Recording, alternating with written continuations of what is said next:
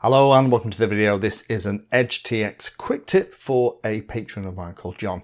John, this one is for you. Now what John is asking is, can you at the flick of a switch, maybe for a specific flight mode or something that you're setting on a model, change the amount of travel or throw that you're getting from a control surface?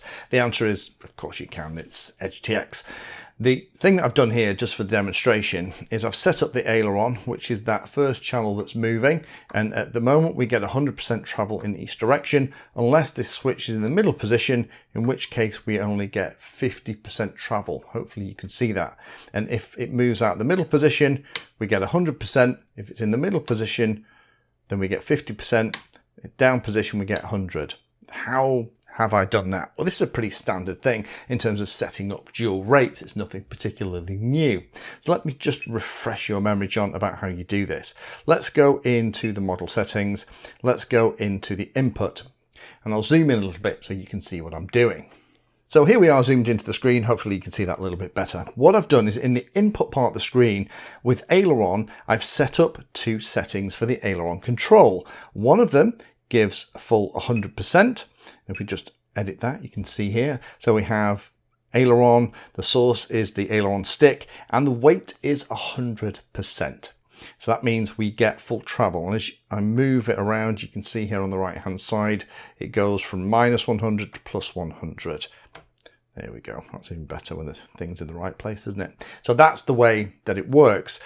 However, what I've done is I have said that this second setup here, and all I've done to put that in, all I did was kind of press and hold and said insert after, but we're not going to do that now. We'll just come out of it.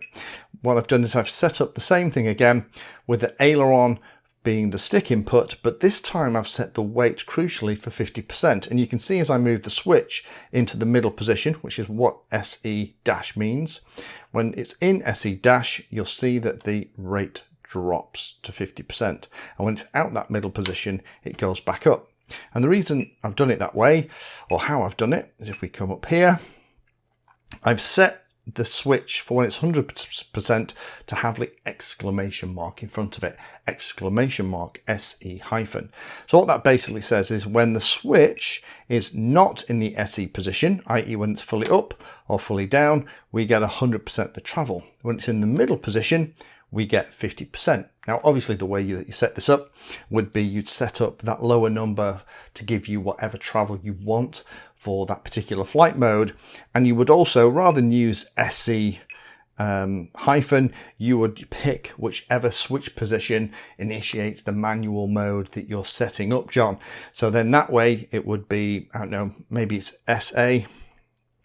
Let's pretend that it has to be, I tell you what, let's use SA. There we go. It's SA in the forward position is the way you've got it set up, and that gives you manual mode. And then what we need to do is change it in here. We need to edit it and then say when it's not SA in the front position. So there's SA in the front position. We say when it's not SA in the front position, we get the same effect. So now by flicking the SA switch, when it's in the front position, we're going to get one. And when it's in anything but the front position, we're going to get the other. And we can see that again if we just come out of this and move the aileron over. You can see we get 100%.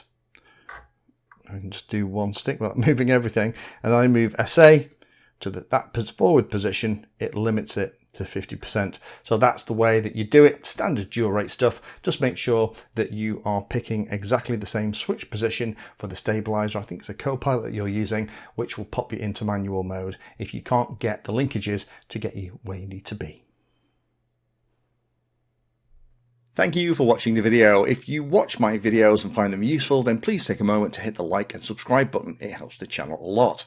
If you really like what I'm doing here, you can become a Patreon and support the time I spend helping others and get access to lots of exclusive benefits. Link is in the video description. Remember that all the videos on the channel are organized into playlists, so you can easily use those playlists to find all the videos on a subject that you are interested in. Add Painless 360 to your searches on Google and YouTube, and it'll help you find my content for any particular topic. Thanks again for watching, and as always, happy flying.